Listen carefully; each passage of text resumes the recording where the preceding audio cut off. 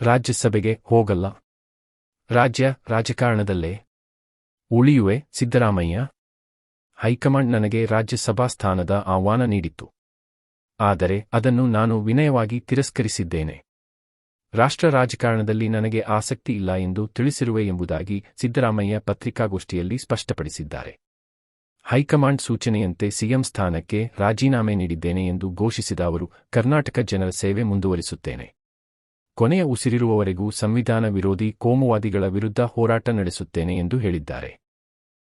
ರಾಜ್ಯದ ಜನ ನನ್ನನ್ನು 5 ವರ್ಷಗಳ ಅವಧಿಗೆ ಶಾಸಕನಾಗಿ ಆಯ್ಕೆ ಮಾಡಿದ್ದಾರೆ. ಇನ್ನು 2 ವರ್ಷ ಅವರ ಸೇವೆ ಮಾಡುತ್ತೇನೆ ಎಂದಿದ್ದಾರೆ. 2 ಬಾರಿ ಮುಖ್ಯಮಂತ್ರಿ, 2 ಬಾರಿ ವಿರೋಧ ಪಕ್ಷದ ನಾಯಕನಾಗುವ ಅವಕಾಶ ನನಗೆ ಸಿಕ್ಕಿತ್ತು.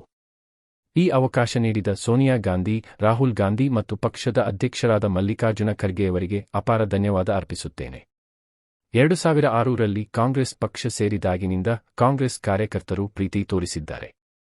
ಅವರೆಲ್ಲರಿಗೂ ಧನ್ಯವಾದ ಹೇಳುತ್ತೇನೆ ಎಂದು ಸಿಎಂ ಹುದ್ದೆಗೆ ರಾಜೀನಾಮೆ ನೀಡಿದ ಬಳಿಕ ಸುದ್ದಿಗೋಷ್ಠಿಯಲ್ಲಿ ಸಿದ್ದರಾಮಯ್ಯ ಹೇಳಿದ್ದಾರೆ. 1991ರಲ್ಲಿ ರಾಷ್ಟ್ರ ರಾಜಕಾರಣದಲ್ಲೂ ಅದೃಷ್ಟ ಪರೀಕ್ಷೆಗೆ ಇಳಿದಿದ್ದ ಸಿದ್ದರಾಮಯ್ಯ ಕುರುಬ ಸಮುದಾಯದ ಪ್ರಾಬಲ್ಯವಿರುವ ಕೊಪ್ಪಳ ಲೋಕಸಭಾ ಕ್ಷೇತ್ರದಿಂದ ಸ್ಪರ್ಧಿಸಿ ಸೋಲನುಭವಿಸಿದ್ದರು. ಆ ಬಳಿಕ ಅವರು ರಾಜಕಾರಣದಲ್ಲೇ ಸಕ್ರಿಯರಾಗಿದ್ದಾರೆ. ಈ ಹಿಂದೆಯೂ ಹೈಕಮಾಂಡ್ ರಾಷ್ಟ್ರ ರಾಜಕಾರಣಕ್ಕೆ ಬರುವಂತೆ ನೀಡಿದ್ದ ಆಹ್ವಾನವನ್ನು ಸಿದ್ದರಾಮಯ್ಯ ತಿರಸ್ಕರಿಸಿದ್ದರು.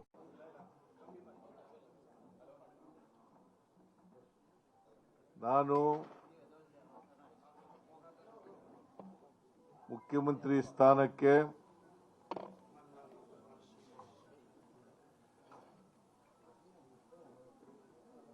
ರಾಜ್ಯಪಾಲರ ಭವನದಲ್ಲಿ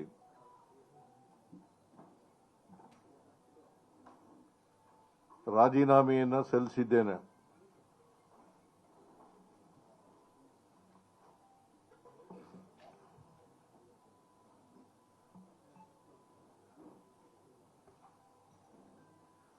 ರಾಜ್ಯಪಾಲರು ಊರಿನಲ್ಲಿ ಇಲ್ಲ,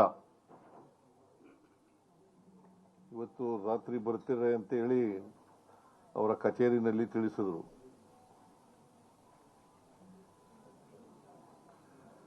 ಆದ್ದರಿಂದ ರಾಜೀನಾಮೆ ಪತ್ರವನ್ನ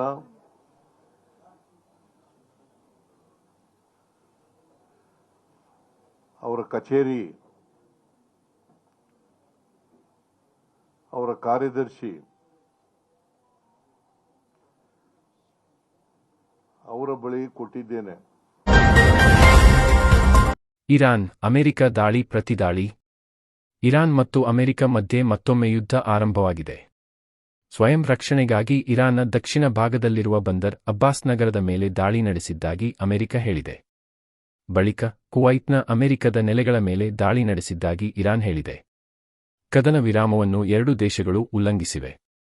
ಇರಾನ್ನ ಭದ್ರತಾ ಪಡೆಗಳೊಂದಿಗೆ ಮಾತುಕತೆ ನಡೆಸದೆ ಹೋರ್ಮುಜ್ ಜಲಸಂಧಿಯನ್ನು ದಾಟಿ ಪರ್ಷಿಯನ್ ಗಲ್ಫ್ಗೆ ಪ್ರವೇಶ ಪಡೆಯಲು ಯತ್ನಿಸಿದ 4 ಹಡಗುಗಳ ಮೇಲೆ ಬುಧವಾರ ರಾತ್ರಿ ದಾಳಿ ನಡೆಸಲಾಗಿದೆ ಎಂದು ಐಹರ್ರೇಬಿ ಸುದ್ದಿ ಸಂಸ್ಥೆ ವರದಿ ಮಾಡಿದೆ.